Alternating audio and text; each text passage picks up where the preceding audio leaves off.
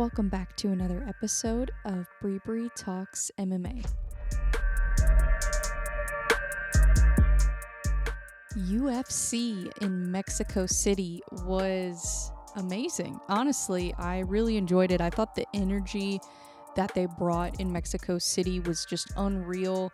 I mean, there was a fight in the crowd, which I guess could be a bad look for combat sports and for the UFC, but I don't know. I mean, I've been at local shows where there were fights in the crowd, so it's not unheard of. It's not like this is the first time this has ever happened.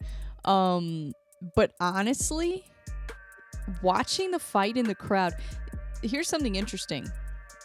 So I'm actually going to take a look. I'm going to fact check this before I start running my mouth. But I'm pretty sure there were more knockouts in the crowd than there were in the octagon on this card. I mean, there were some submissions. There were a lot of decisions, which I kind of expected because it was a lot of flyweight fights. But more knockouts in the crowd, I believe, than there were in the octagon. Yeah, because there was a round one submission. Yeah, I remember that. That was Manuel Torres. Submission, decision, submission, decision, submission, decision. Oh, that was a TKO, technically, the injury, the Naimov fight.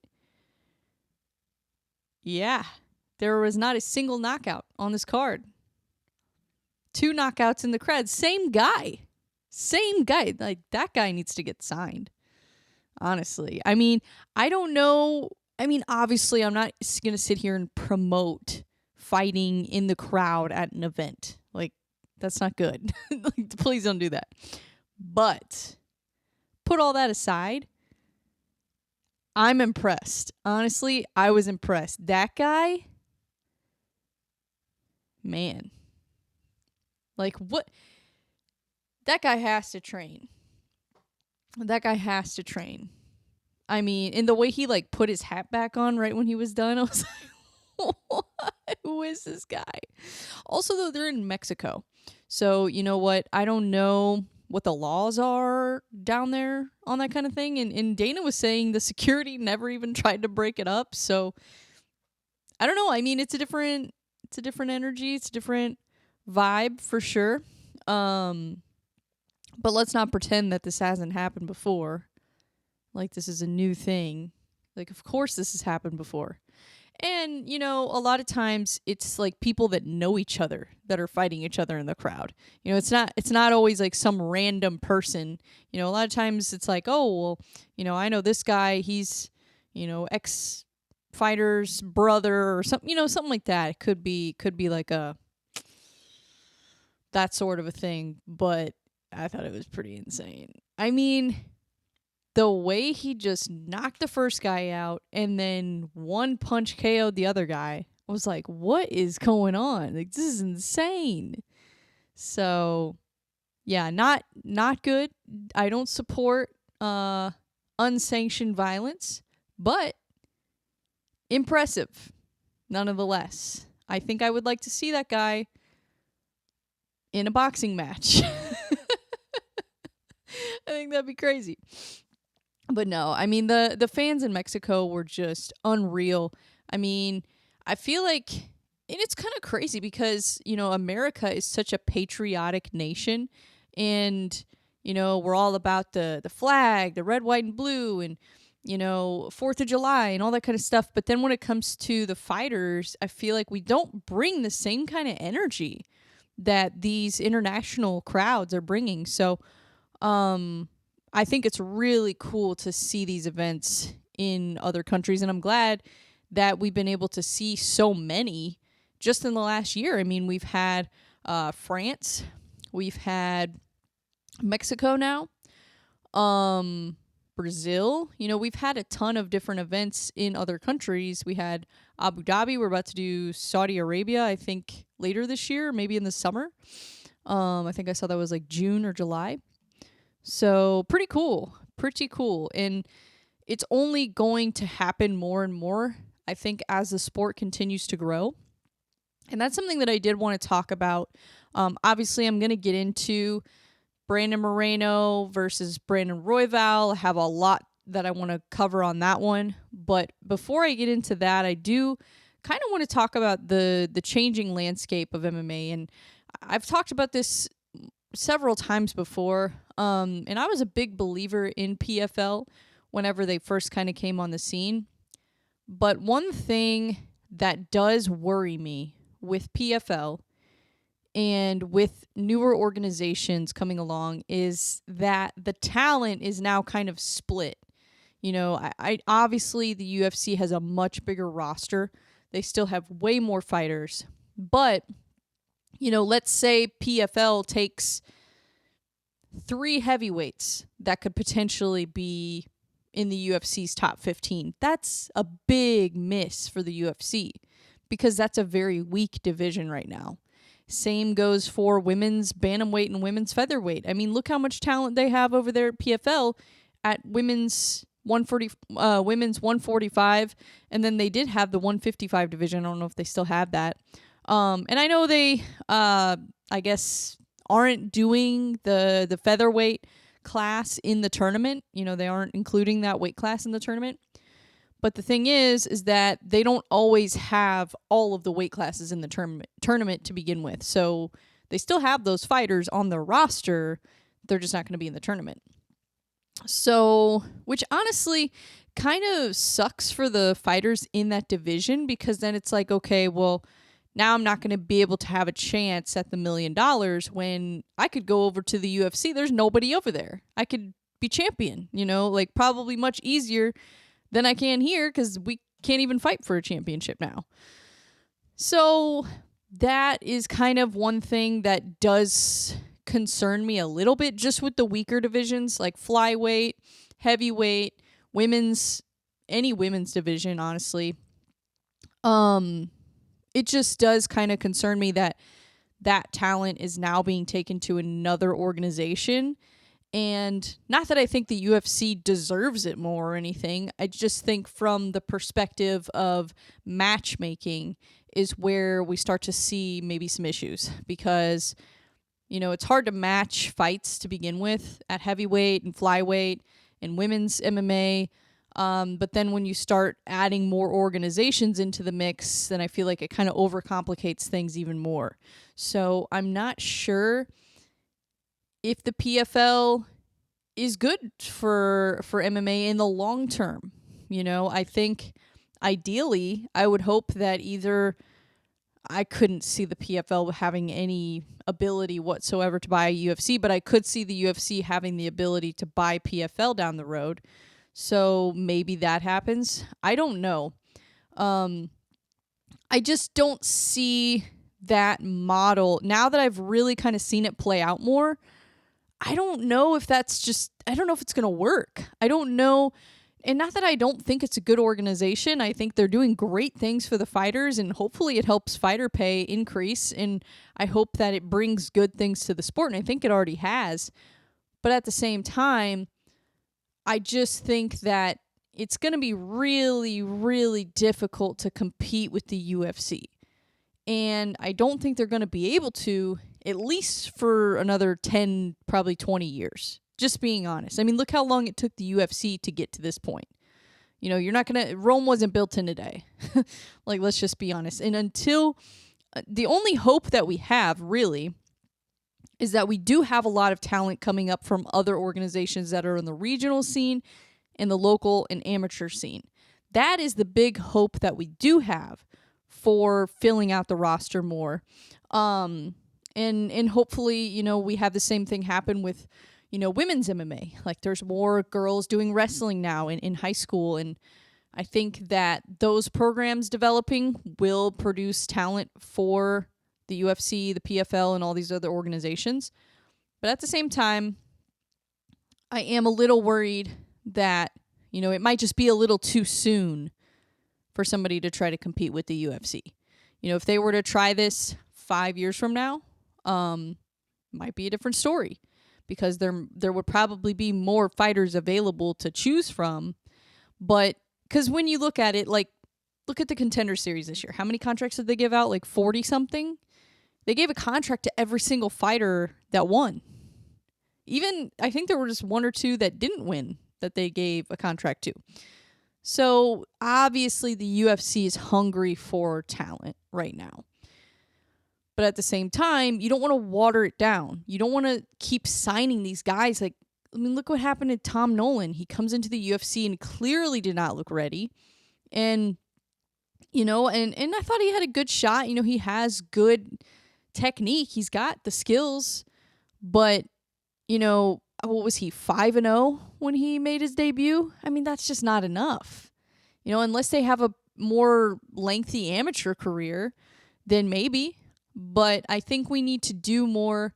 We need to do one of two things. We either do need to still make it more difficult to get into the UFC, or we need to prepare the fighters better on the local and the regional scene, which I do see that we're doing, which that does get me excited because I see the progress that we've made with the local scene and the regional scene with getting them prepared. But at the same time, the UFC is just a whole different level. Even PFL is a whole different level. So I think that, yeah, it's either going to potentially water down the UFC's roster with adding another big organization and now with PFL merging with Bellator. I just think it's going to get to the point where we have to do a cross promotion, or the UFC is going to have to buy PFL in order to have a more filled out roster, I think. You know, I look at the heavyweight division and I look at, you know, some of these divisions right now. I'm like, you know, wow, we really do need talent. Even welterweight right now, and middleweight. You know, I mean, and you have to wonder too, how active are a lot of the fighters that are on the roster? I mean, there's fighters that are still signed to the UFC that haven't fought in years. So, I mean, you have to consider that too. You know, how active are they? Are they able, do they have visa issues? You know, how can they get to these events and things like that? Like, there's so many factors at play. So, I don't know. I think it's just worth kind of looking into and you know, I do hope the PFL does well because I want the fighters to make money. And it seems like that's what they're trying to do, is get the fighters paid more, get them benefits, things like that, which I do think the UFC should do. But at the same time, I think it could have an adverse effect on the fighters in the long term. We're not going to see it now, but I think eventually, you know, it could create some issues. Now, I don't know if having that competition would make it like, oh, the UFC is going to offer you more money because they don't want you to sign to PFL. So it could create a healthy competition in that way. And that could force the UFC to offer better contracts to their fighters. So I think that's a good thing that comes out of it. I just think from a competition standpoint and from a fan standpoint, that it would be better to just see one big organization, you know, kind of like the NFL, MLB, and then the regional scene and the amateur scene are more like, you know, the collegiate side. You know, it's more like watching college football. It's similar to that. I don't think you can have two giant organizations in MMA and it really makes sense without doing cross promotion. I think you have to do cross promotion if that's going to be the case, because otherwise then we're not going to know who's the best. You know, and you could argue that Renan Fajeda could probably make a run at the title in the UFC if he were in the UFC. I mean, he's got some serious skill. He's gigantic. And, you know, I do think that some of these fighters in PFL, not that they would necessarily be able to beat the current champions. You know, some of them might. But I do think that there's a lot of talent there that would make the roster more interesting in the UFC for a lot of those divisions. So that's my thoughts on that. Also, the PFL doesn't have, you know, they don't really have any middleweights. They don't really have, I mean, they have some, but not very many. They don't have a ton of fighters yet, really, even on their roster. So it's just kind of, I don't know. I mean, with them adding Bellator, that definitely helps. But I don't know. It's a whole thing. I don't know. I don't know what to think of it, honestly. I think it's really interesting, though, that Kayla Harrison is going from the PFL to the UFC. I think that's very interesting because it's not like she went to the UFC, had a failed career, then went back to the UFC after PFL. No, she started in PFL. She had like one fight in Invicta, and then she went to the UFC. She's going to the UFC 300. So I think that's really interesting. So I don't know. I'm not sure what to think of all of it, but I do think that it has created a situation where maybe they are signing some fighters before they're ready for the UFC. So we'll see. I don't know. Still, time will tell. A lot of things are going to have to play out before we really know what the future of PFL is going to look like. But right now, I'm just not super optimistic about it. I really want to be. But I don't know. We'll see. We'll see what happens. But getting to the Brandon Moreno versus Brandon Royval fight, I thought Brandon won the fight. I know that's such a dumb joke, but I thought it could have gone either way. On first glance, I agreed with the judges. I thought that Royval probably did enough to win the fight. But then when I watched it again, I kind of discovered a few other things that you could make a case for Brandon Moreno. So I kind of want to talk about that. I also just want to kind of talk about the performance overall because I think people are really discrediting Moreno's performance a little bit. I think that Moreno did a lot of things really well in this fight besides being super aggressive offensively. I think that's the only thing he didn't do, but I think that, styles make fights, and I think that these two, maybe just made for a more patient version of Brandon Moreno than we're used to seeing. So, in the beginning of the fight, round one, Royval, he's a southpaw. He starts off kind of, he was the aggressor early on. He was controlling the octagon. He really does kind of utilize a long guard. So he's got his hand kind of down, but then he's kind of moving it around so you can't really see where he's throwing. And he uses that lead hand to kind of control Brandon Moreno and to try to, first of all, control the octagon, which he did beautifully. I thought Royval did a great job of pressuring. The only thing is that Moreno actually did a great job while being pressured. And I think a lot of it comes to his footwork. So Royval, like I said, started off early in long guard and kind of throwing jabs, not throwing anything really that, major, I didn't think. He was throwing a lot of feints, and Brandon wasn't really, I'm sorry, I gotta use their last names because otherwise you're not gonna know which Brandon I'm talking about. God, imagine doing commentary for this fight. Jeez. Moreno was moving extremely well on the feet.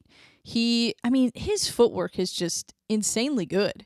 I thought that was probably one of the better performances I've seen from him defensively. And his head movement is beautiful. He has very, very small movements that he makes with his head. And I think that makes him very difficult to hit. He kind of has this like signature style that I've seen in boxing, but I haven't really seen it a ton in MMA, where he kind of like moves his hands like this while he's throwing, which I think is really interesting. And I don't know if that's to kind of avoid telegraphing his shots. But I thought that was really interesting. And then, the first couple minutes of the fight was very slow. There wasn't really much happening other than Royval was throwing a lot of feints. Moreno wasn't really biting on any of them. And it didn't look like although he was being pressured and he was Royval was controlling the octagon, it didn't feel like Brandon was really even on the back foot. And I think it's just because his footwork was on point. His footwork was just incredible. And then finally, after a couple minutes, Moreno kind of started having some success with the overhand left. And I think that punch did a lot for him in that fight. And he didn't land a ton of them, but the ones he landed were very significant. And I think that's the biggest difference in this performance. Royval landed more volume. Brandon Moreno landed with more significance. And also, a lot of the shots that Royval threw, Moreno blocked them. If you notice, I mean, he was blocking them with his hands. He was slipping. He was ducking. His head movement, like I said, was on point. So I think that, while I could see how the judges would score it for Royval, if you scored it based on damage, I actually would probably have given it to Moreno, honestly.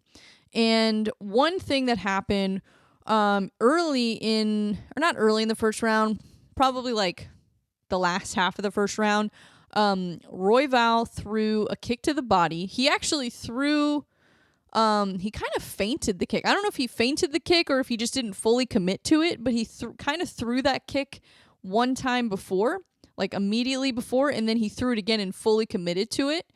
And then, and he threw it with his lead leg, and he kind of left this side of his chin exposed. So Moreno threw a heavy right hook right to the chin, and then he landed another left hook, or another hook with his left hand. So he threw the right hook with the lead hand, and then the left hook with the rear hand. Kind of not as a combination, but it was kind of like bam, bam, like that. And I mean, the way he timed that was just perfect. And I think it could have something to do with the fact that Royval kind of teased that kick that he was going to throw a little bit. And like I said, I don't know if he just didn't fully commit to it or if he was trying to feint the kick or what. But I think Moreno saw it coming. He saw it coming immediately. And one thing that I noticed that Royval did, and this is something that I've actually learned in my boxing class, is, when you're, because I always I hate sparring with someone who uses a long guard because I'm short as it is. I don't have the longest arms in the world. I don't have the best reach.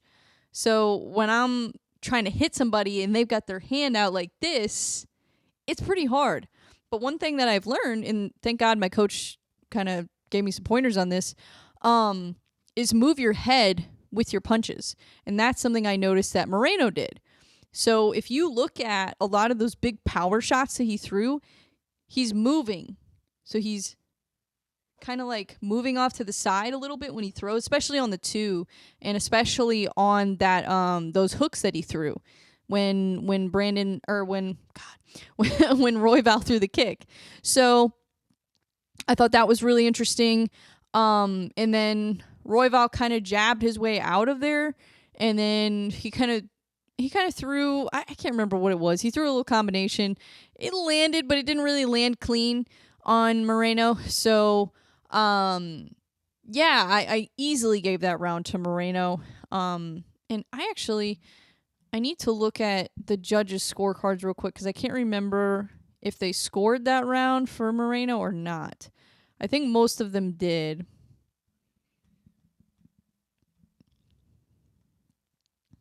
Okay, one judge actually scored round one. So Chris Lee scored round one for Brandon Royval. I don't understand that whatsoever. That round was clear as day for Brandon Moreno. You cannot convince me that Brandon Royval won the first round in any way, shape, or form. No. It's absolutely not. So, yeah, no. That doesn't make any sense. What was the strike count on that? So 15 total strikes for Moreno. Yeah, not a very active round, but I thought it was very clear who won and who landed the more significant strikes, who did the most damage. Clearly Moreno did. So first round, 10-9 Moreno, in my opinion. Then we go to round two. So round two is definitely more of an eventful round. Still not anything crazy happening, really. There wasn't ever a moment where I thought anybody was going to finish the fight, but it was a better round, offensively at least. So Royval threw a kick to the body right away, and Moreno pretty much blocked it. But the thing is, even if you block a shot, you still kind of, I mean, it's hitting your hand, it's hitting your arm, you're still getting hit. So he did block it. And he did block, honestly, a majority of the shots that Royval threw. Just because he's got such good boxing defense. But then Royval did land a leg kick, and then Moreno landed a big right hand in that round.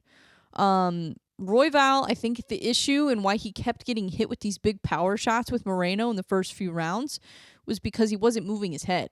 He wasn't moving his head, and he wasn't really moving much like in and out. Like Moreno, I mean, he was moving in and out. He was moving laterally. So I thought that Royval, if he would have had even half of the footwork that Brandon Moreno had, then I thought he could have possibly had a more dominant performance. But yeah, I mean, and then not only that, but also Moreno got a takedown in the last minute of the round, and then Royval attempted a triangle off his back, which I thought was interesting.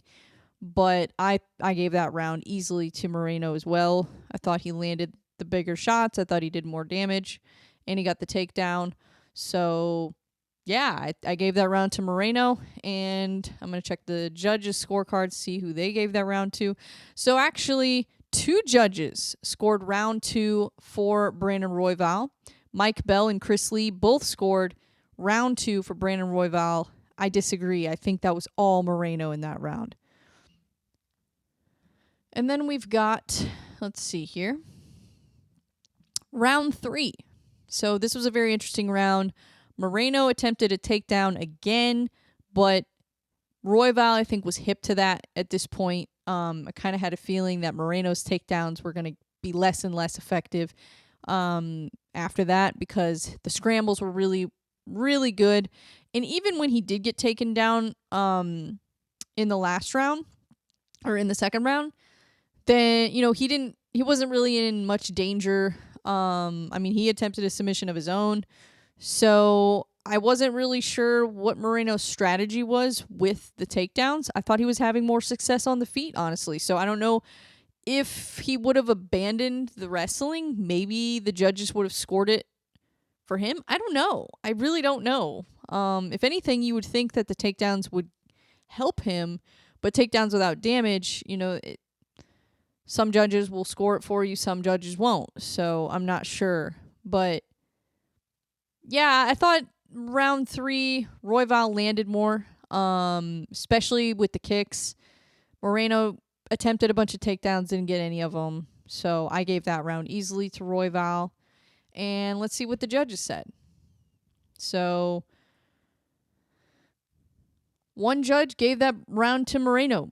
Actually, no, 2 judges. So Chris Lee and Unichiro Camillo. Hopefully I pronounced that right. They both gave that round to Moreno. It's kind of shocking. I didn't think he won that round. I don't know. Am I crazy? Can you guys tell me if I'm crazy, please? Because I watched this fight like 3 times. And I thought Royval won the 3rd round more clearly than any other round. Now here's where things get interesting. Round 4. And let's look at the judges' scorecards on this one. So round 4, none of the judges scored this round for Moreno, which I was very shocked by. Because if anything, I thought round 3 was clear for Royval. Round 4, I thought, was the one that was could have gone either way. So Moreno was throwing a lot of leg kicks in the 4th round. And I kind of wish he would have done that a little bit more in the fight because I think he was having a lot of success attacking that lead leg of Royval. And Royval, even though his leg was getting beat up, he was throwing more in that round. It just didn't have anything behind it. He was throwing, he was kind of landing a lot of them, but a lot of them were not landing and just didn't seem to have anything in the chamber. He was throwing, he's landing, landing at a low percentage, but landing. And just, yeah, I mean, Moreno, like I said, those small movements where you almost, maybe the judges think he's getting hit because, if you're slipping a punch properly, you're not getting you're not getting completely out of the way. You're just barely moving your head out of the way, and you're getting grazed usually by the punch. So maybe they kind of saw that and thought Moreno was getting hit, even though he wasn't. Moreno did throw a lot of body shots in that round as well, which I really like. I always love when a fighter kind of invests in the body. I kind of wish he would have done that earlier in the fight. Along with the leg kicks, I think he would have had a more secure path to victory if he kind of mixed it up a little bit more and did that, because he was doing some significant damage with the leg kicks. It was a close round, but I thought, if you're looking at it from a damage perspective, I thought Moreno won that round. If you're looking at it from just pure activity, then you could give it to Royval. But since Moreno did do a lot of damage to the leg, I thought they were going to give that round to Moreno. But even Moreno's coaches didn't think that he was ahead. They were like, oh, we need this fifth round. So I don't know. I really don't know. I thought that you could have given it to either fighter round 4. Just depends on what you're looking for. But I think the optics of it definitely favored Royval as far as just the volume of punches that he was throwing. And then round 5, Moreno, honestly a very weird round. I was very confused with the strategy here.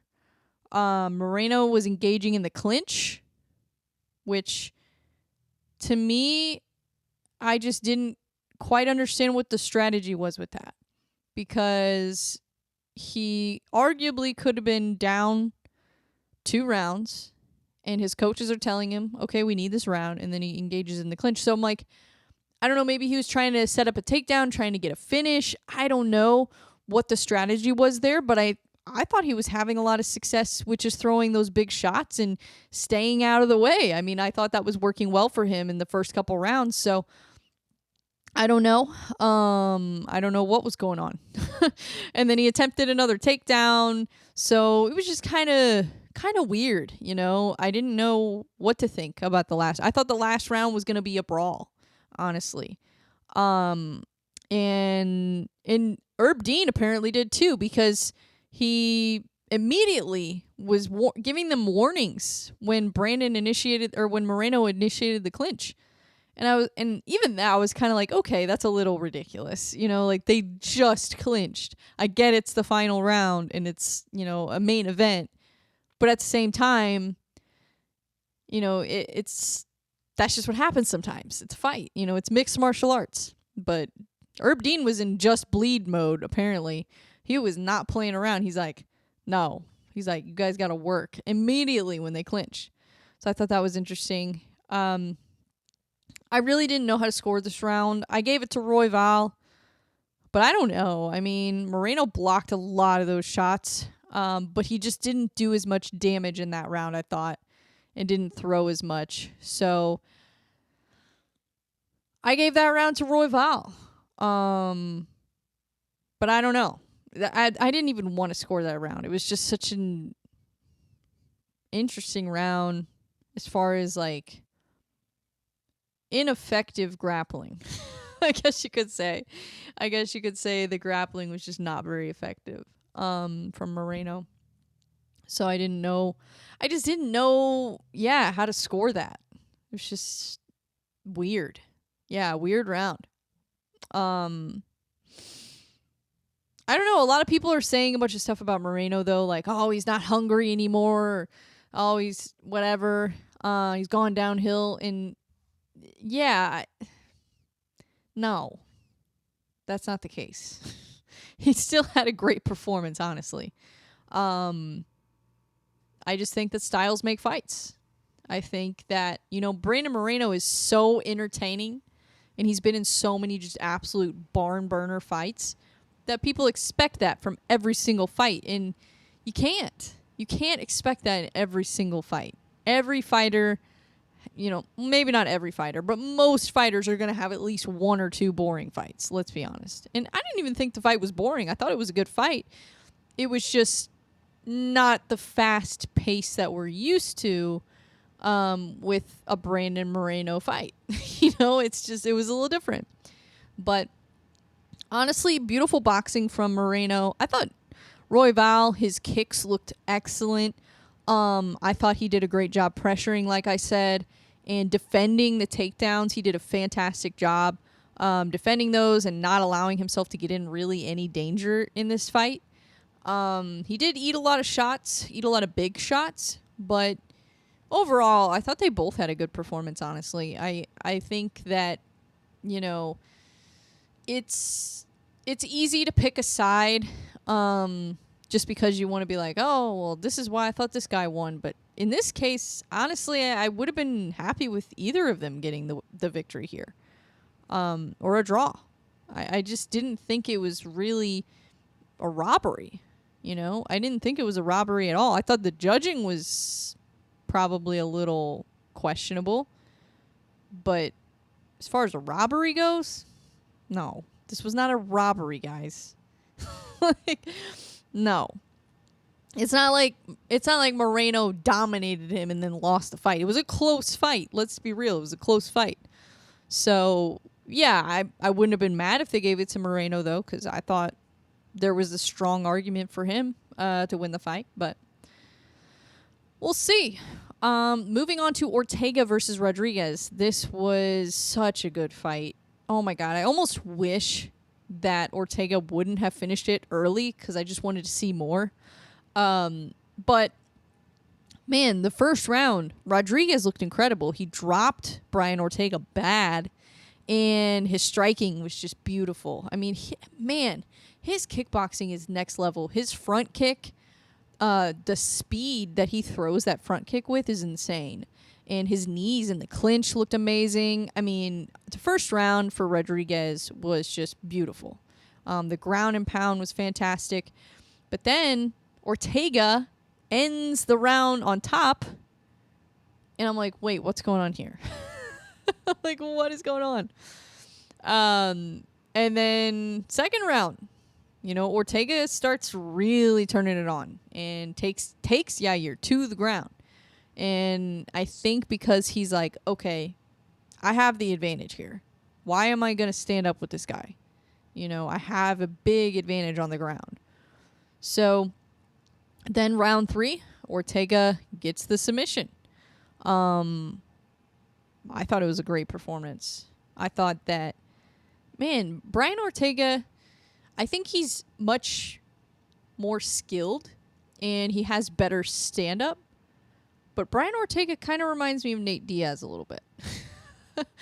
I think that I think he's from California or maybe. I can't remember where he's from. I thought he was from California, but I could be wrong. Yeah, Brian Ortega is an absolute savage. That was savagery. I mean, the way that he almost got finished in the first round. I seriously was watching that and I'm like, oh, Brian Ortega's done. You know, this is going to be a TKO for Yair. And then turns it around. I mean, yeah, he's definitely got a different fighting style. And I don't think there's a problem with it necessarily. I mean, it can have a negative effect on your longevity, I guess, you know, with getting hit and not having maybe the best defense in the stand-up. But at the same time, it makes for really entertaining fights. And Brian Ortega, I don't know if he'll ever be able to beat, you know, a Volkanovski or even a Topuria.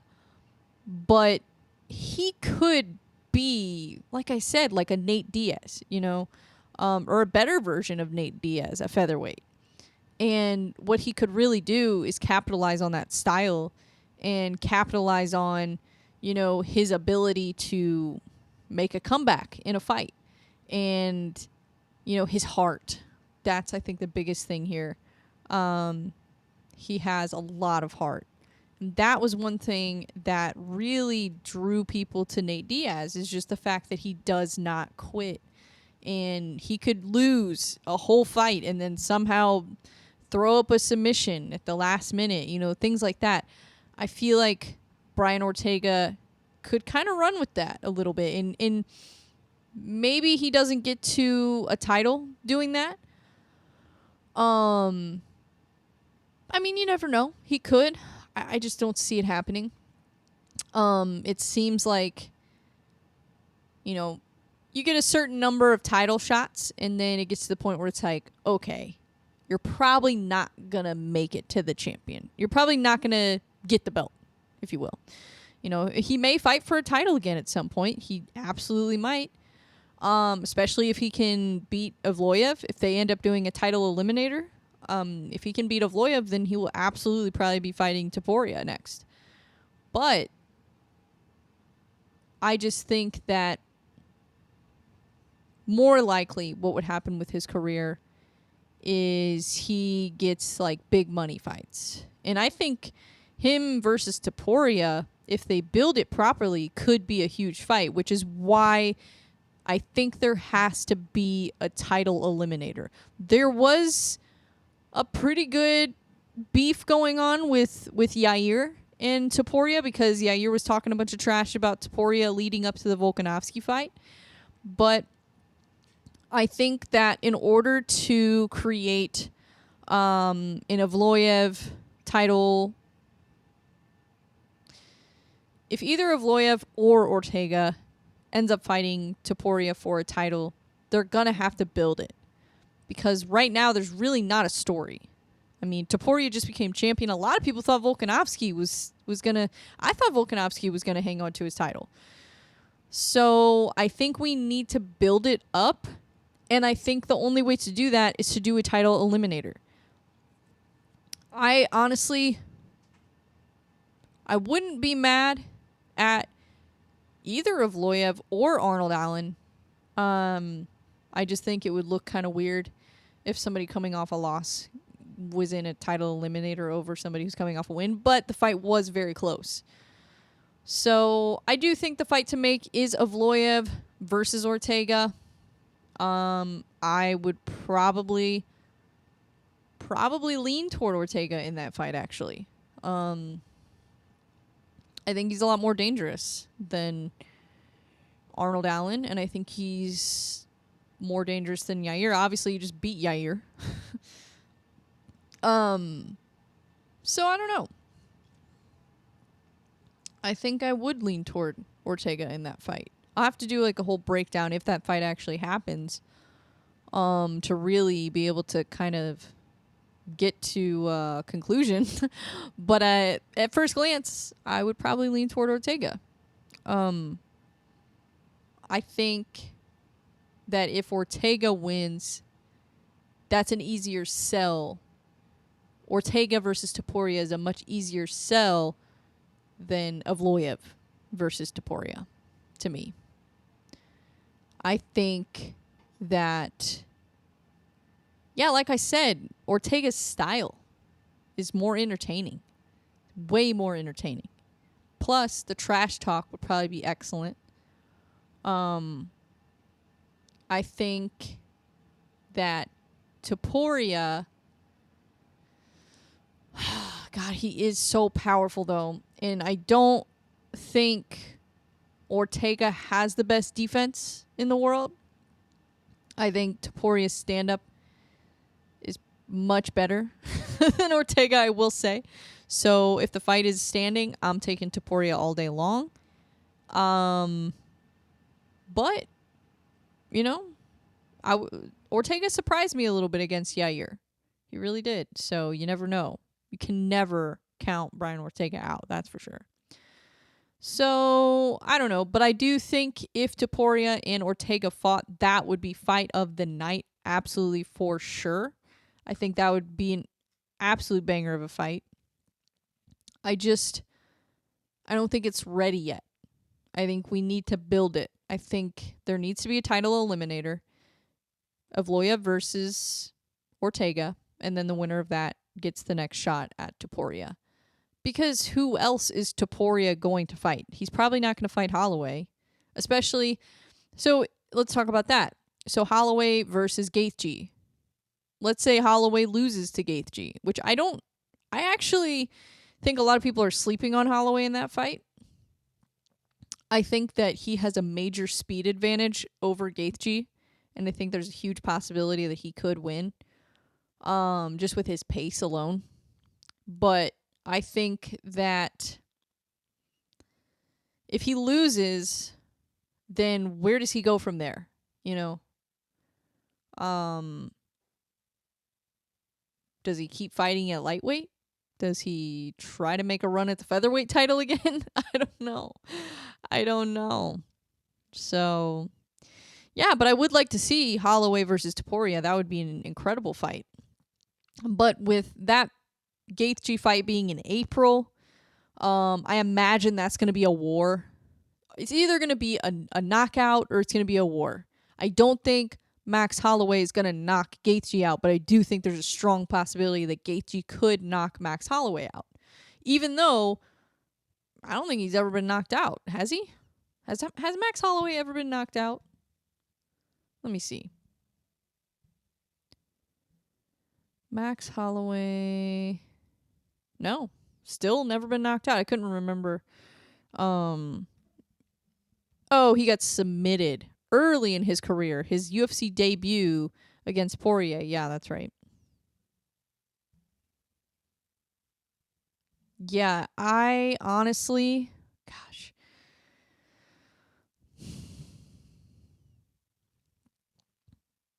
I don't know. I don't know. I don't know what to do. Because the thing is, too, if Ortega and Evloev fight, then that's probably going to be over the summer, I would think. It's not going to be anytime soon. So, yeah. And what is Holloway going to want to do? If he wins against Justin Gaethje, he's got a strong argument for a title shot at lightweight. So, and I think that's what they're wanting to do. I think they're wanting to unify the belt. And to me, if I'm Max Holloway, I think he's already proved himself at featherweight. Let's be honest. He's had an incredible career at featherweight. I don't think he has anything left to do there. So why not just go for it and fight for the lightweight title? See if you can be double champ.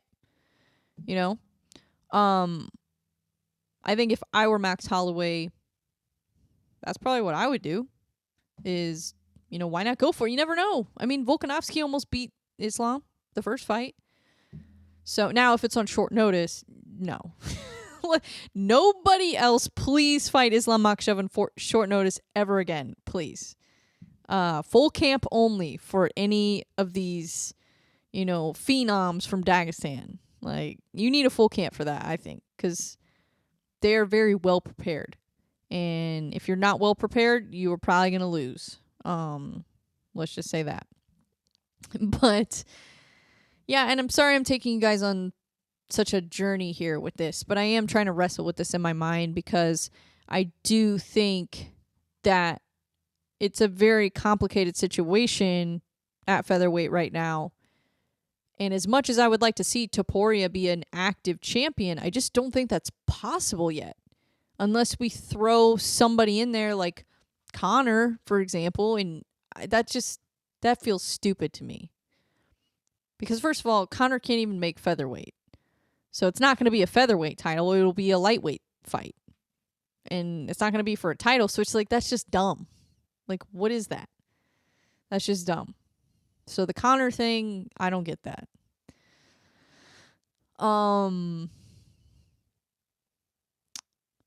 But I do think maybe later this year we'll see another featherweight title. Possibly. Hopefully. I just don't know who it's going to be. I don't know. I really don't know. I think that I would like to see how the Ortega Evloev fight plays out. I really do want to see that. We'll see. We will see. Moving on to some of the other fights on the card. I was really impressed with Zeluber, I think. Maybe that's how you say his name. I'm butchering a lot of these names. I really need to learn how to pronounce them properly. Prado, he's got some hands. Man, that was crazy. crazy fight, fun fight. But he took a ton of damage. So yeah, Zellhuber obviously won the fight. He looks exactly like Ryan Garcia, by the way. Exactly like him. I looked at him for a second. I'm like, is that Ryan Garcia? I'm like, oh. It's kind of funny. Waregi. I hope I'm saying that one right. Yeah, Sam Hughes really struggled to keep up with the pace with Waregi. And I think that was honestly her biggest issue, was just the speed. I don't think Sam Hughes was necessarily doing anything wrong. I think she just was at a disadvantage in the speed department. And I think that Oregi really capitalized on that. And yeah, I was impressed. I really actually enjoyed it. I thought that was a great fight. I don't know what people are saying. I saw somebody saying women's fights are boring or something like that. I'm like, dude, that was a good fight. I'm not saying it was Mackenzie Dern versus Amanda Lemos good, but it was a good fight. It was a fun fight. And then Manuel Torres gets that quick submission in round 1. Man, the crowd went crazy for him. I think he could be a big star in Mexico. So I'm excited to see him next. Let's see. I'm trying to see kind of where he's at in the division. Because lightweight is such a deep division that it takes so long to climb your way into the rankings. But with a performance like that, I mean, I don't know. I think that he's got a lot of potential. I don't want to say anything too soon because I don't want to sound crazy. But he's got a lot of potential. So I'm excited. I was kind of surprised with the fact that a lot of these judges were a little, maybe not biased. Maybe they were biased. I don't know. But they weren't biased toward the Mexican fighters. I feel like they were, I don't know. It's just interesting. It was interesting. But, well, I guess there were some fights that were split in the way of the Mexican fighter. But, I don't know. Usually, when they do events in a country, usually the fighters from that country get the decision more often than not, if it's close. That's just something I've noticed. But, I mean, you look at the last card in Canada, and, I mean, we had 2, the female fighters are the only ones that won from Canada. So, that was interesting. But, I'm just looking at the card here really quick. Oh, Felipe dos Santos. Let's talk about that. That fight was interesting. I thought that Altamirano won. I did think that Dos Santos had a more fun performance, like had a more exciting performance. But I did think that it was pretty clear Altamirano won the fight. I thought he took a more secure path to victory there. You know, a lot of takedowns, not a ton of control time, but a lot of takedowns. Yeah, I mean, I think that here's the thing about this fight. I think even if Dos Santos would have lost that fight, I actually think it would have affected him better. And that sounds weird, but I think his career and his stock would have gone up more if he would have lost the fight than him winning, because now he wins the fight, really didn't win the fight, and he's in the guy's home country. So he wins the fight, but didn't really win the fight, but wins on the scorecards, wins on paper, goes home with the victory. So of course everybody's going to hate on him, and it's not his fault. He's not a judge. He's not judging his own fight. But I think it would have actually worked out better for Dos Santos if the judges would have scored it for Altamirano. Because then everybody would be like, oh, well, Dos Santos is a dog, Like we've seen him in his other fights. You know, he puts on entertaining fights. He's exciting to watch. He's fun to watch. And if you're fun to watch, and as long as you're not getting smashed, you're gonna have a place in the UFC, especially at flyweight. Especially at flyweight. Because these kind of things happen a lot at flyweight. A lot of times, you know, you see title fights and even non-title fights that go to decision. It's a lot of times are controversial. And there's not as many finishes at flyweight. There's not as many knockouts. And I feel like the speed and the pace of the fights probably makes it a little bit more difficult to judge. So I think that probably has a lot to do with it as well. But yeah, I mean, I thought it was a good fight. I just don't agree with the judge's decision. I thought Moreno won, but it is what it is. So yeah, I mean, we'll see what happens with those two. I do really like Dos Santos though. He's really fun to watch. Yeah, and I thought it was interesting too, because I thought that he was gonna have a really good performance here because of how well he did against Manel Kape. And I know Manel Kape won that fight, but that was a huge jump in competition for Dos Santos. I mean, Dos Santos made his debut against Manel Kape. So, you know, I think that it speaks to Moreno as well.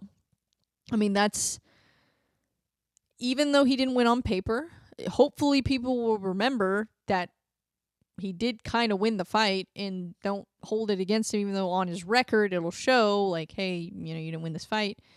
But I do hope that people acknowledge that and realize, and I think that the UFC obviously realizes that, and I think we'll see him again because, like I said, they need talent at flyweight. They're not gonna cut either of these guys unless they get smashed. You know, if they're getting smashed, then maybe they will. But if they're getting close decisions like this, I think they're gonna be okay. And then another close decision, Zayam versus Puelles. God, I feel like I'm butchering these names again. Interesting fight. Very interesting fight. I don't know who I scored that one for. I put in my notes, no clue who was winning the fight. So I couldn't call it. Because Zayam got a knockdown and almost finished the fight. But then Puelles got a huge takedown against the cage. Then Zayam got on top at the end of round 2, and it was just like, I don't know, it's just chaos. I don't know. I don't even want to say who I thought won the fight. I'll leave that one to the judges. Dennis Bondar versus Ronaldo Rodriguez. Rodriguez got a very impressive performance there. Second round submission with literally 1 second left in the round. So I thought that was pretty insane. And then there was another, I'm trying to think which fight.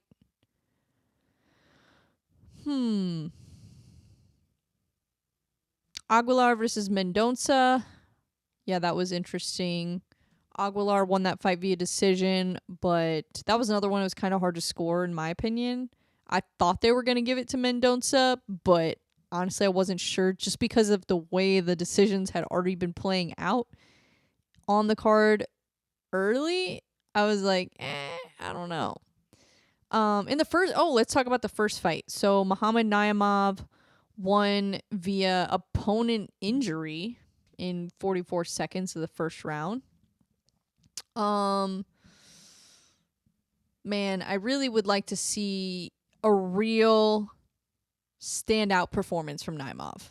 And I'm not being a Naimov hater here, but I was not super impressed with the performance against Nathaniel Wood. Now, Nathaniel Wood is a game opponent, so he's a problem for anybody. But what bothered me in that fight was just the numerous fouls. The numerous fouls in that fight. I thought, yeah, that was a little irritating. And then he gets a win via injury. So it's like, I don't know. I really want to see something from Naimov because I know he's got the talent. I know he does. I know he's got it. I want to see it. I want to see a standout performance from him against a top level opponent. I mean, Eric Silva's great, but I think that everybody kind of had a feeling who was going to win this fight. I don't think hardly anybody thought Eric Silva was going to win. Hardly anybody. And I know anything can happen in MMA, but I want to see a tougher matchup for Naimov next, and I want to see maybe a finish or at least a dominant performance, a more dominant performance. Yeah, unfortunate ending to that fight. I mean, there barely anything happened. It was pretty quick. So, yeah, frustrating. Very frustrating. But I do think Naimov has talent. I just want to see it more on display against a tougher opponent. Because like I said, the performance against Nathaniel Wood kind of annoyed me. So I just want to see something. I want to see something. But anyways, it was a great card, like I said. Not a ton of huge names on the card, but I thought there were great performances and really fun fights. So I actually really enjoyed it, and it was free. I mean, if the energy of it kind of felt like a pay-per-view. It's in Mexico City. The crowd was going insane. There was a fight. It was awesome. But I do think that it was a great card, and like I said, the energy was just awesome. Moving on, let's do a little bit of Q&A because we've got some questions. We've got some fan questions, some listener questions, whatever you want to call it. Yeah, let's do it. First question from abarbo89. These are from Instagram. If Kayla Harrison defeats Holly, do you think that Amanda comes back? No. Not because not because Amanda would think she can't beat Kayla. That's not why. I think that Amanda is done. The way that she looked when she retired, I didn't see any inkling of I might come back. Didn't see any of it. And you can kind of tell sometimes when a fighter retires. Like when Henry Cejudo retires, I'm like, yeah, right. What was the 5th time you've retired? Or when Conor retires. Like, there's times where you're like, yeah, whatever. You're going to be back. Amanda Nunes? No. I think she's done. I think she has literally nothing to prove. Nothing. And she's focused on her family right now.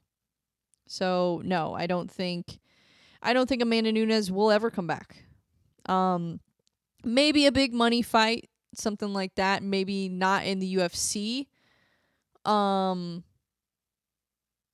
Even that, I don't think so. I just don't. I think she's done. I don't think she's going to come back. But we'll see. You never know. I could be wrong, but that to me felt like Khabib's retirement. It felt a lot like that. I mean, besides her not being undefeated, but it felt very similar in the sense that I think that she ain't coming back. Was Saturday, ironically, one of the best nights in Bellator history? This is from Double G on TV.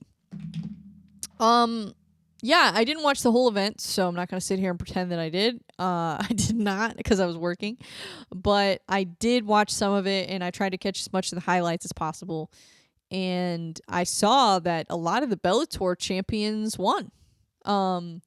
Now, here's what I will say about that. It's a much different, what do you call it? Format. Bellator has a much different format than PFL.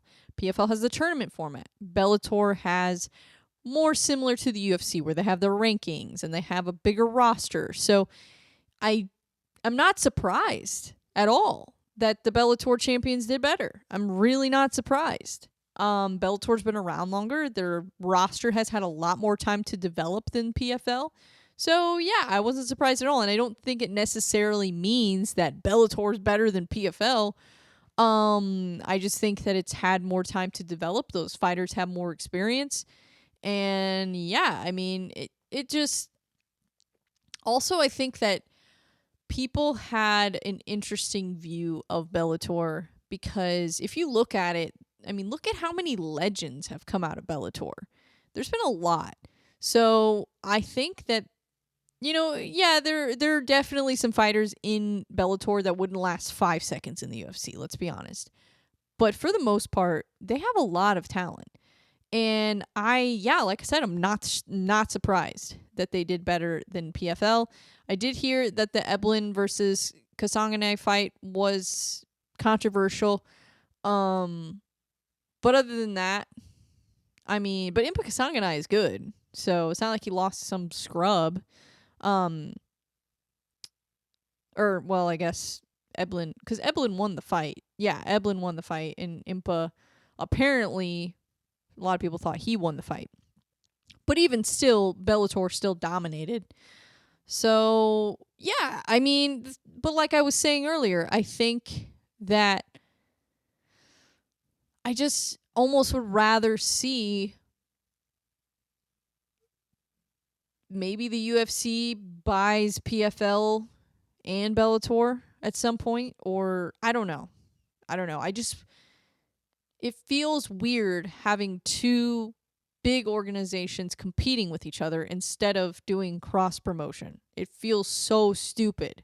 And I know Dana is so against cross promotion, but it's like, look, either you do the cross promotion or they're going to steal a lot of your talent. And then there's always going to be this argument of like, oh, well, could Francis Ngannou beat this guy or whatever? It's like, could Reina Fajeda beat John Jones? It's like there's always going to be those conversations. So why not make the fights? It's free promotion. You don't even have to sell the fights because it's one champion versus another champion. I don't know why Dana isn't open to it. I really don't. Unless they end up buying PFL, which who knows? Because PFL's spending a lot of money right now, let's be honest. Spending a lot of money. So I do think that's a possibility down the road that there could be a merger, but that's a long time from now. I mean, a long time, years before that would probably happen. So I think it's either going to have to be cross promotion or something, because otherwise, yeah, they are going to steal a lot of talent because it seems like they're paying their fighters really well. They're offering them good benefits. Here's the thing though. Our fighters, let's forget about the tournament. Let's forget about that. If their weight class doesn't have a tournament, how active are these fighters going to be able to be? Because UFC's putting on events every weekend, pretty much. PFL is really, what is it, like a few months out of the year? Something like that.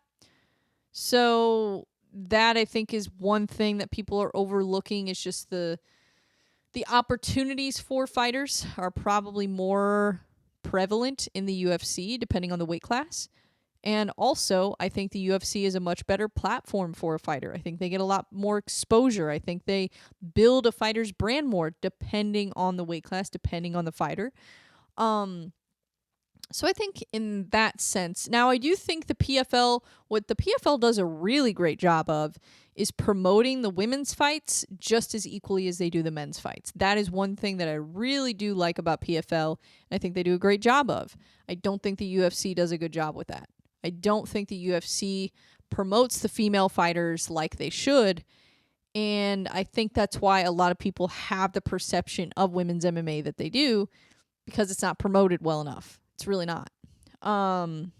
Yeah, so, and I get it. We don't have Ronda Rousey anymore. We don't have Amanda Nunes anymore. I get it. But I do think we could do a better job of promoting, even just in general, women's MMA. But I do think PFL does a better job with that than the UFC. Mr. Stewart 79. use your platform to chat with an official to explain reffing and judging. Yeah, I would love to. If there's an official or a judge that would like to come on and chat with me, I would love to have them on. I definitely have a lot of questions when it comes to the judging. I know it's different in different states, different organizations, different, amateur versus pro versus this versus that. So I know there's a lot of different aspects of it, but if there's somebody that's really well versed in that kind of thing that could kind of help explain some things, I think that would be great. I think that'd be a great opportunity not only to educate the fans, but to educate me. I would love to learn more about it because, there's a lot of things that are very controversial when it comes to judging. And there's a lot of things that, like a lot of people think that fighters should be judges. And there's a lot of controversy around that. Because it's like, do you really want someone who's a fighter who probably has relationships with a lot of the other fighters to be in that position where, they're responsible for basically half of someone's paycheck? Do you really want them in that position? Probably not. Unless they're fully removed from the UFC and from all that kind of stuff. They don't really train at a gym where there's a ton of fighters. Then I think that could work. But I see a lot of issues with putting a fighter in the judge's seat. I would like to see it, though, just to see how it goes. And I do think that objectively they would do a better job. I think that a fighter having the experience would do a better job judging because they would be able to see the small details better. And their judging with things like defense, I think, would be better, and with grappling, especially with grappling. But I do think that there could be issues with a bias depending on who you put in there. Now, somebody that I think would be excellent at judging would be somebody like Jens Pulver, a legend of the sport, somebody like that, who probably doesn't really train as much as they used to. They're probably not around fighters all the time. He's probably got a lot of relationships with fighters, but I think at the end of the day, somebody like that could probably put that bias aside and do a great job. But there's not a ton of fighters that really pop into my head that I think would be able to do it without a bias. I mean, it would have to be really difficult because at the end of the day, your name is on there. So if you score the fight, for somebody else, and then your buddy loses half his paycheck and he sees, oh, you scored it for this guy, I thought I won, that could be a nightmare. So, but anyways, yeah, I would love to have a judge or an official on. I think that would be great. So if you know somebody or if you'd like to come on, then let me know. Henry_Valencia_78. How do you feel about UFC 300 main event? Great question.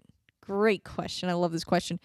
I am so excited for this card. I don't understand why people are still shitting on it. I don't understand why people are not excited for UFC 300. There is only one fight on UFC 300 that there is not at least one ranked opponent.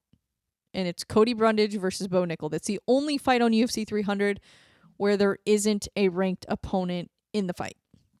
And a lot of the fights have two ranked opponents. So what more do you guys want is my question. I mean, it's during Ramadan, so there goes half of the title fights that we could possibly make. John Jones is injured. Connor, who knows what the heck he's doing. So what are the options? You guys really want Brock Lesnar in a main event or something like that? That's insane. No, I love it. I do think that Pereira is a star, and I know a lot of people are going to disagree with me on that. But I do think he is. I think that he's a man of few words, but I don't think he needs to even talk. I think just his whole demeanor is entertaining in itself. And I mean, he's kind of like Yair, He doesn't even have to say anything. It's just his whole personality, his whole vibe is so interesting that just kind of speaks for itself. But I do think that this is well, first of all, it's the fight to make at 205. It is absolutely the fight to make. And what else were we going to get? You know, do you really think Dracus is going to come back that soon after a 5-round, maybe not, I wouldn't call it a war, but it was a tough fight. I mean, he took a lot of damage in the Sean Strickland fight. So do you really expect him to come back? Probably not.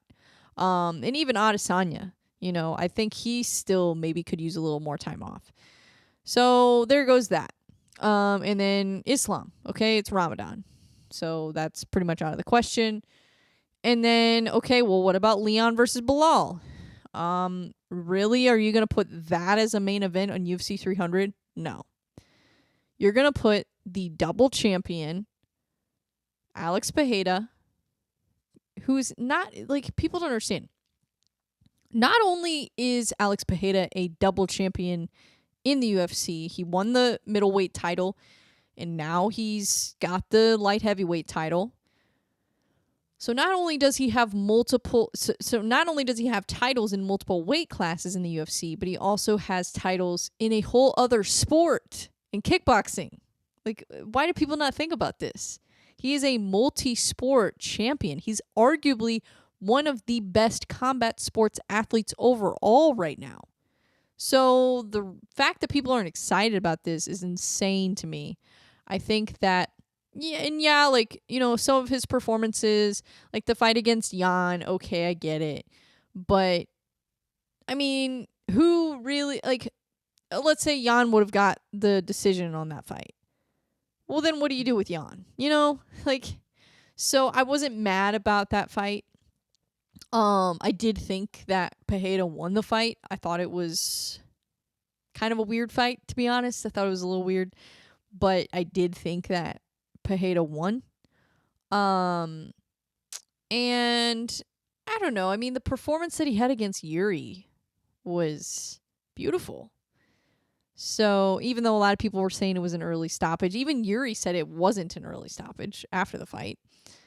So I don't know. I think that I do think this is a very interesting fight because both of them have a lot of power. So I highly doubt this fight is going to go to decision.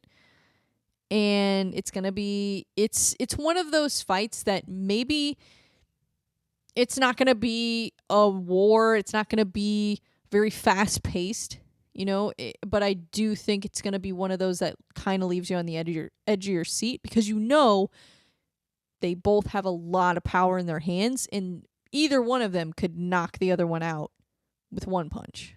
So it's going to be one of those high tension fights where you're sitting there and you're like biting your nails watching it. I think that's the type of fight that it's going to be. So I think that adds a whole other layer of excitement to it, just with them both being, you know, really powerful in the striking. And it's not an easy fight to pick. And I think that makes it more interesting.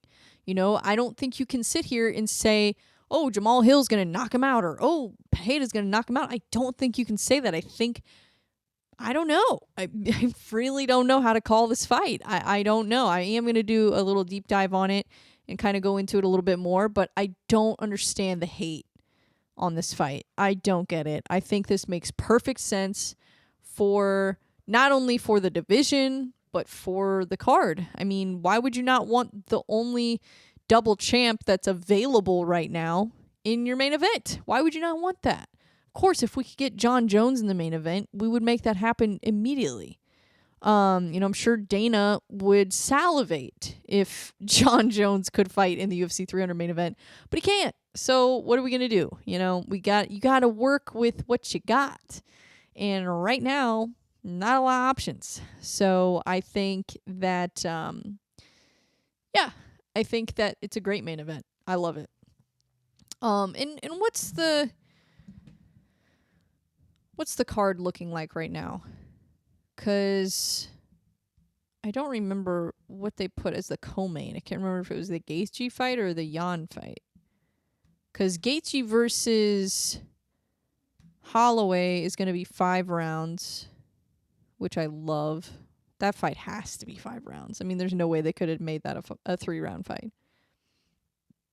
I think they did originally, but not anymore. Yeah, so the co-main event, it looks like it's supposed to be the strawweight title fight, which people are sleeping on this fight too. I mean, gosh, this is such a good fight. And you know, it's a really big deal for the UFC in China. And yeah, I get it that a lot of people maybe don't know who Yan Xiaonan is, but I guarantee you internationally that if you view the fight that way, this is a huge fight. Huge fight. And she's the number one contender, so it's like, what else do you want? You know, women's strawweight is always entertaining, by the way. I mean, there have been a couple fights that weren't super exciting, but for the most part, women's strawweight delivers every single time. So I don't know what the complaint is there. And then we've got Oliveira versus Sarukian. That, to me, is the fight I'm most excited for on this card because I do think it has title implications, possibly, especially if Sarukian wins. So I'm very excited for that one. I mean, really, we've got two potential title eliminators on this card because, you know, Max Holloway coming up from featherweight. He's fought at lightweight before. Coming up to fight, you know, one of the most damaging fighters in the UFC, Justin Gaethje. Nasty leg kicks, a lot of power in his hands, and has underrated grappling. So I think that's going to be a great fight. And then Oliveira versus Sarukian, that to me is a super interesting fight. I have no idea what to expect from it, honestly. I am going to kind of analyze it a little bit more and see if I can predict it, but I don't think I'll be able to because that's just such a high level fight that it's almost impossible to predict. But we'll see. I mean, Arman is a favorite in that fight, oddly enough. I would have expected Oliveira to be the favorite, but I don't know. I don't know. And then we've got Yair versus Rakic. That's going to be a fun fight. They're both coming off a loss, so I do think that this is going to be maybe a hungrier version of each fighter than we've seen in a while. Sorry guys, IDK, what happened to the audio? I done fucked up. Please forgive me. They've got a lot that is on the line and a lot to prove. So, yeah, and then, you know, with a win for Yuri, he could end up back in the title picture at some point. So, that to me is a very exciting fight. And then Cater versus Sterling. Gosh, what an incredible fight this is. I am so excited for this fight. Sterling moving up to featherweight.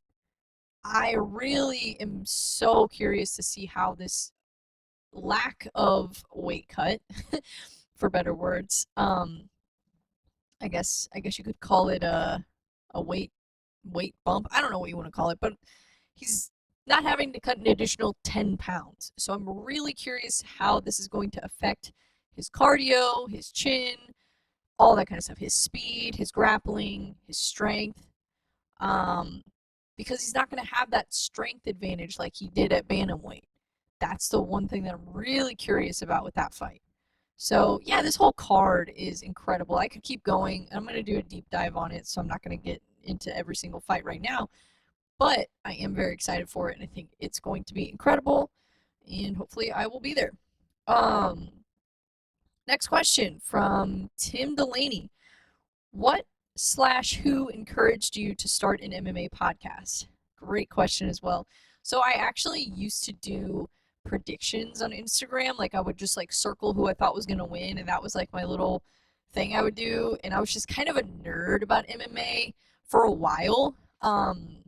And it wasn't immediately. Like when I first got into it, it was kind of a casual. Like I'll admit, I was a little bit of a casual when I first got into MMA.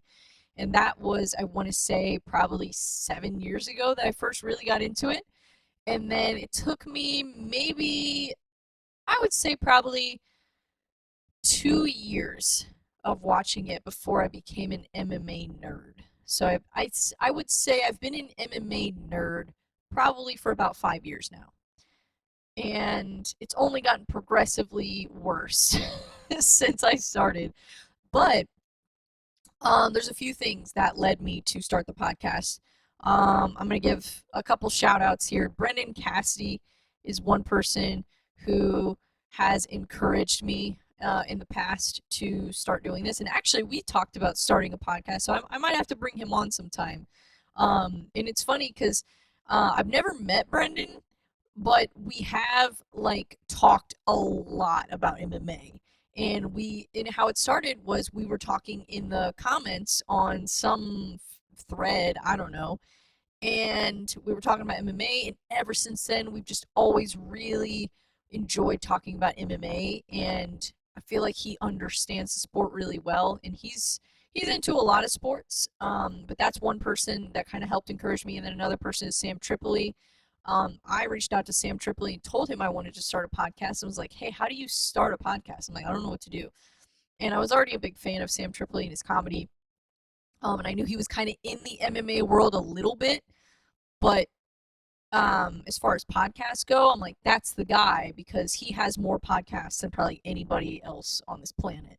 So if you look how many podcasts Sam Tripoli has. I can't even keep track. He's got so many. But Sam Tripoli to me is like one of the kings of podcasting, as far as comedians go, or just in general, because he does it so effortlessly, and he does it while he's still touring and doing so many other things.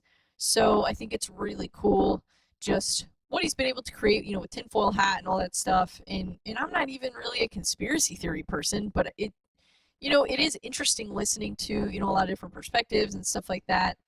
And, the fact that he had well,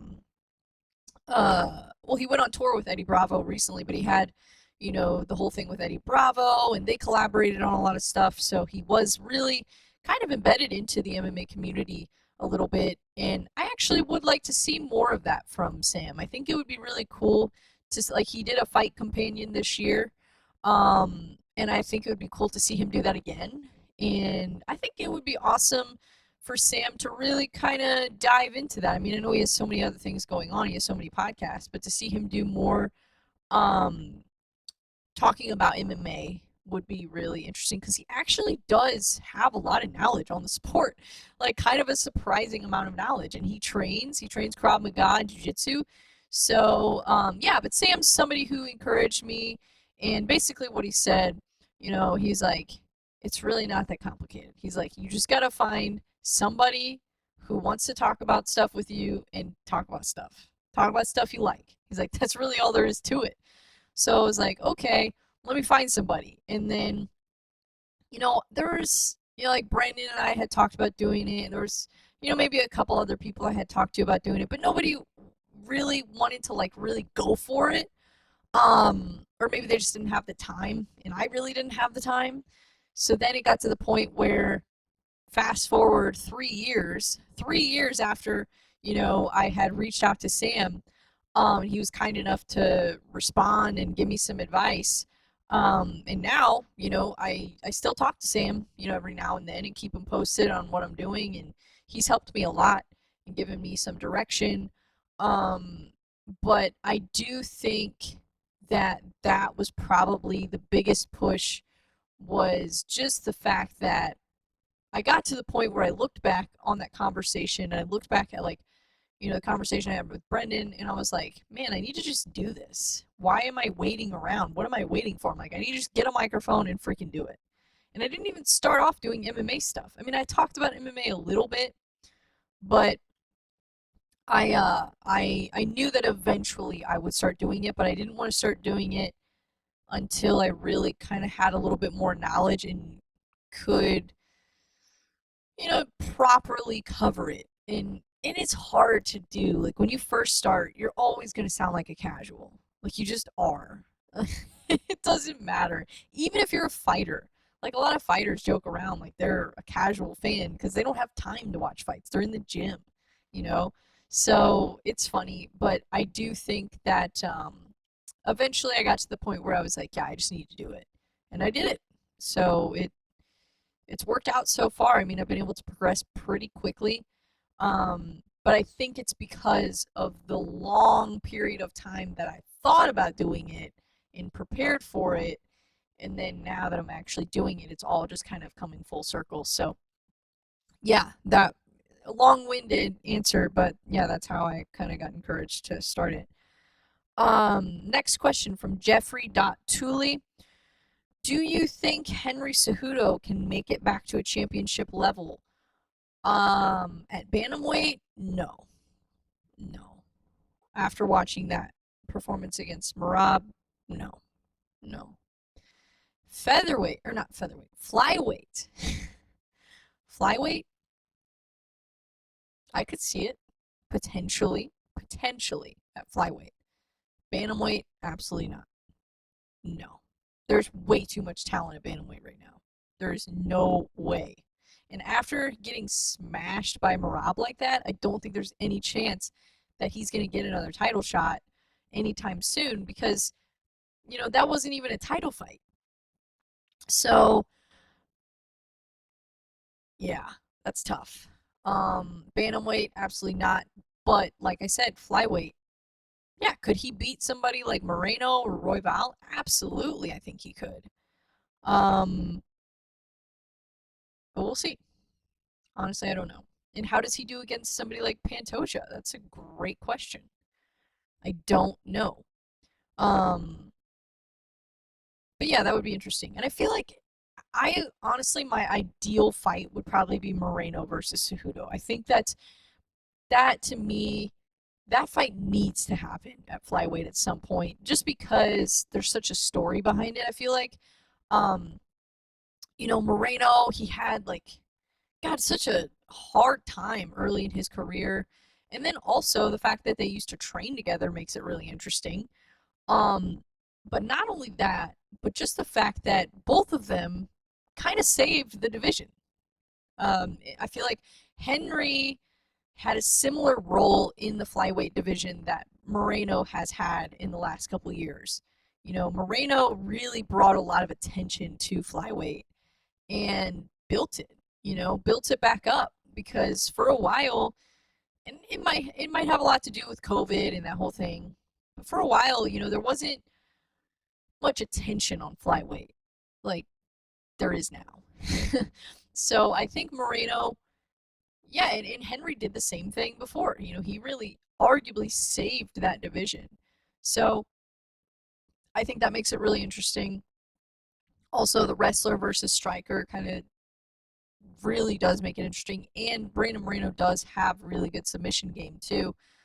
I do think that Henry, his wrestling is just so good. Even though he lost to Marab, he's still an amazing wrestler, and that was in a bigger division. So yeah, I like Cejudo at flyweight. Can he make flyweight still? I don't know. I don't know. Does he want to? I have no idea. So we'll see. But I think at flyweight, I think he could do it. I think he could pull it off. Next question. This is the last question. Ron_Smith10. Why do you think a lot of the newer MMA fans are sexist to women's MMA fighters? Great question. I don't know. And it's not even just the new fans. I will say it's probably a majority of them are the new fans, but a lot of the old fans too. They get back in the kitchen. It's just all over the place. I see it all the time. Not even just in my comments. I see it in female fighters have the worst comment section I've ever seen. It's disgusting. It's not only sexism though, it's also they're being sexualized constantly. And some of them they have some more risque content that they're posting, but some of them are just posting training footage and they're being sexualized, and I get it. A lot of them are doing OnlyFans now because they have to. They have to make money. A lot of them aren't doing it because they want to. They're doing it because they don't have another choice. Unless they want to be really broke, which, I guess, I don't know. I mean, I don't think I could ever do it, to be honest. I don't think I could ever do it. I don't have it in me. But like I'd rather just be broke. but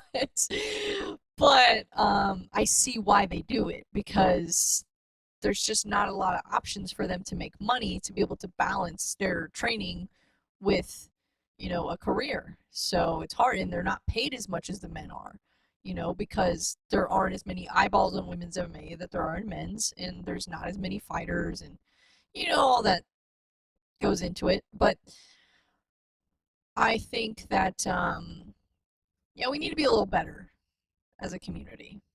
Can we please just try? I it's one thing if you don't like women's MMA. Okay, I got it. But you don't have to be sexist. And people try to do this to me all the time. They try to discredit me just because I'm female. They think, oh, you don't know anything. Why? Because I'm a woman? And I get it. But at the same time, there's really no excuse for it anymore. It's 2024, guys. Grow up. So I don't know why there is so much sexism.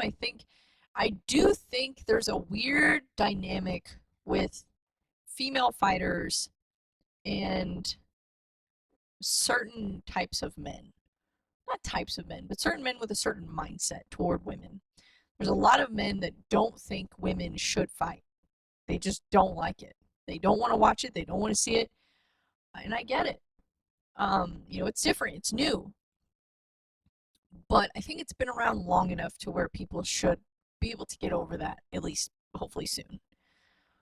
And realize that it's a sport. That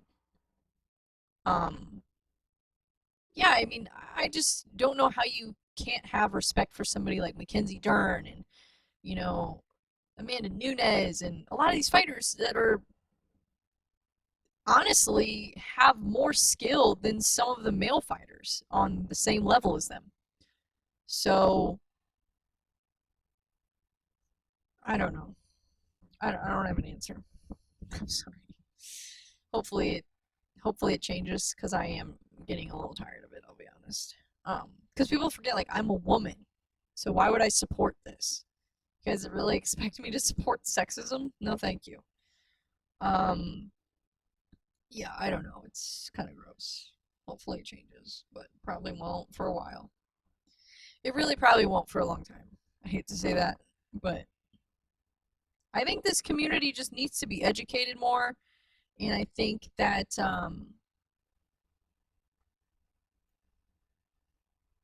yeah, just there's stuff that we need to stop tolerating.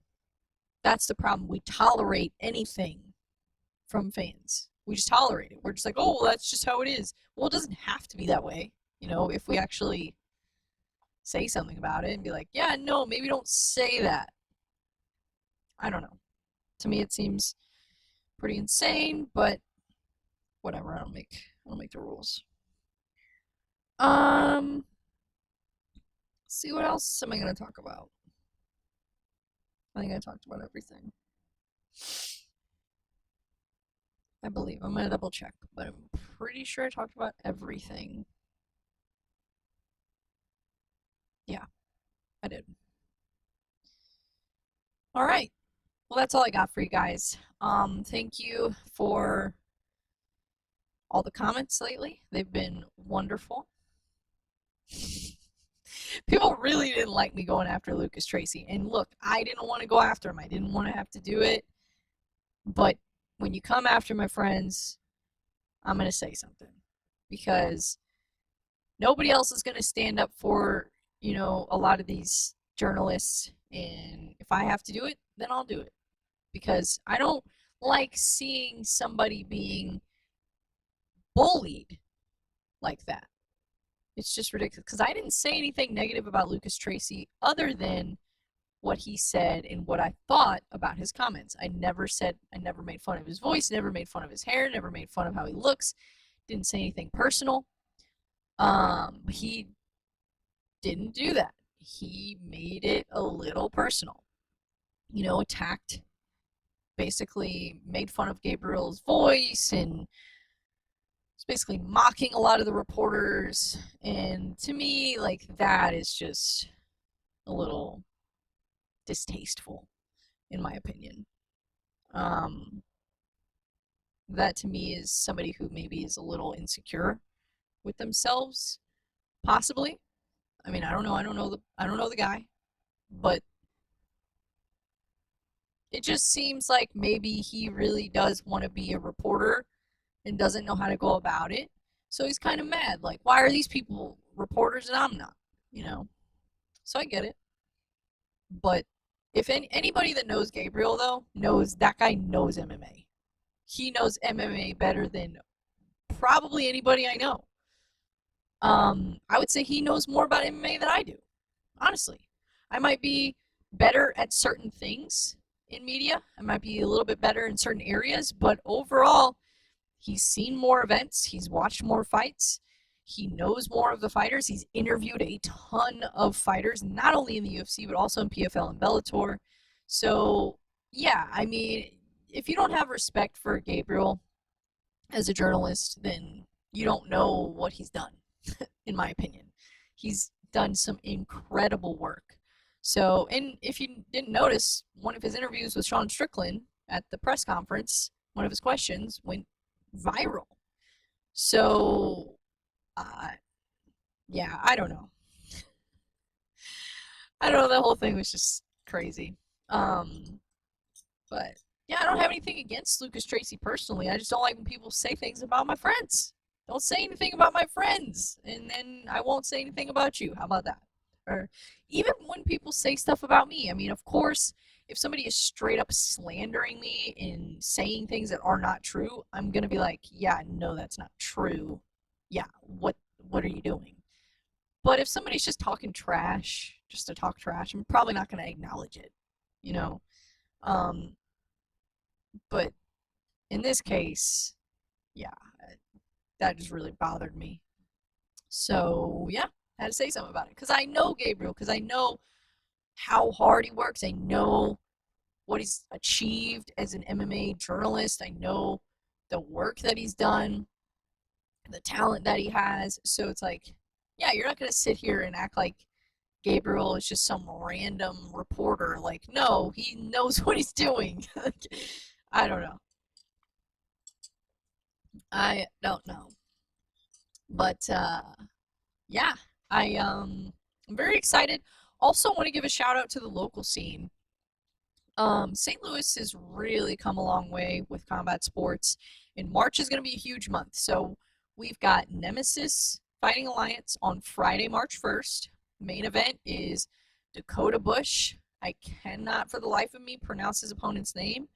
I'm sorry. I'm gonna try, but I'm gonna have to look at it in order to even attempt. Oh no, I'm thinking of the other. I'm thinking of I'm thinking of Ray Hayes' opponent. Never mind. So Dakota Bush is fighting Jeremiah Scott. Ray Hayes is fighting Stikio. Maybe that's how you pronounce it. I am so sorry. I don't know how to pronounce that, but that was the one I was thinking of. So the main event is Jeremiah Scott, who has fought in BKFC, and Dakota Bush, who has fought in the UFC. So two very different styles of fighters here. Um, very excited for this fight. I think it's going to be absolutely insane, and I think it's going to be the whole card. Just it's going to be awesome. Logan Jones is back on the card. He was on the last one. Ray Hayes fought on Nemesis cards as an amateur. And then we've got another fighter from ESMMA and Fitness making his debut. We've got Jackson Ward making his debut in Nemesis Fighting Alliance. So I'm super excited. This is going to be a really fun card, like I said. The last card was really fun. This one's going to be at the Armory, which I've never been there, but I've heard a lot of great things about it. I've heard it's a really fun place. So I'm super excited. That, again, is March 1st in St. Louis. And then on March 16th, I believe, is the Fight Sports card. That is Mike Rogers' show. If you don't know Mike Rogers, he is the owner and head coach at St. Charles MMA. It's where I used to train. Trying to find it. I'm so bad at this. Maybe I'll find it on Mike Rogers' page.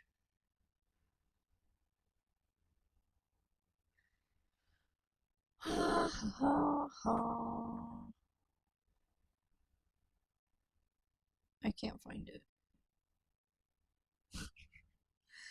Sorry, I was gonna try to do an announcement or a little promo, but I can't find it. So let me look again.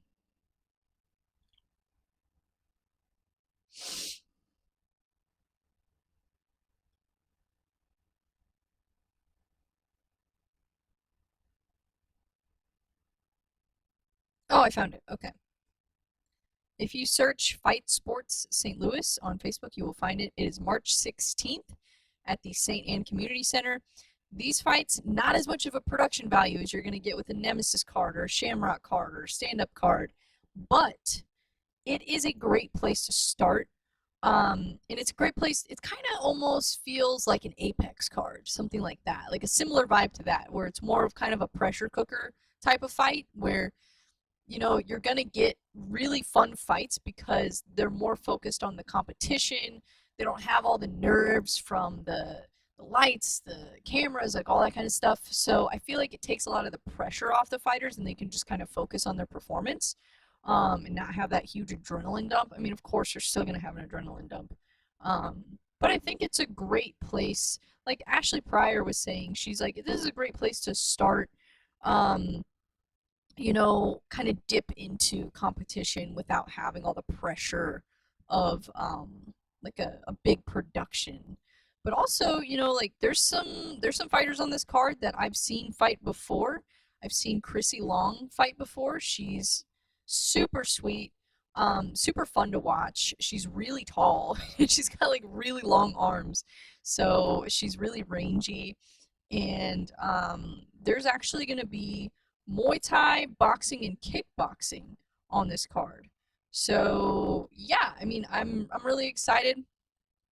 I think that Derek Albright is fighting on this card too, if I'm not mistaken. Hopefully that fight didn't get canceled, but I'm pretty sure he's fighting on that card as well. And then at the end of the month, we've got on March 30th, stand-up fight series. We've got pro Muay Thai, Ami Muay Thai, Ami kickboxing. This is going to be insane. It's going to be absolutely insane. Kendall Whitehead is fighting Reese Newman for the Missouri-Illinois title. That is going to be an absolute banger. Let's see what else we got. Austin Miller is fighting on that card. He's another ESMMA fighter. And then we've got, who else?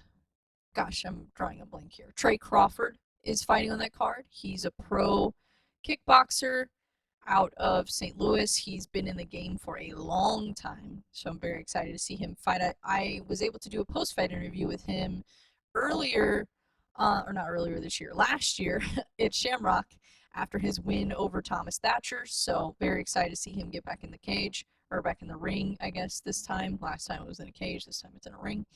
But yeah, very exciting. Muay Thai in St. Louis, and to have professional Muay Thai and professional kickboxing in St. Louis is huge. Like, I don't think people understand, you know, there's not as many pros in Muay Thai and kickboxing as there are in MMA. So, especially on a local level.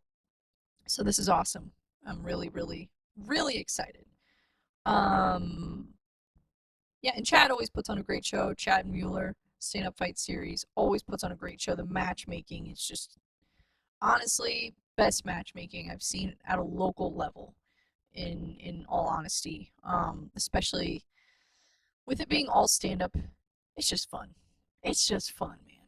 It is so fun to watch. But yeah, I'm very excited for all of it. I'm very excited for UFC 300. Very excited for a lot of this. Um, yeah, but that's all I got for you guys. So thank you again for listening, watching, however you consume this. I appreciate all the support.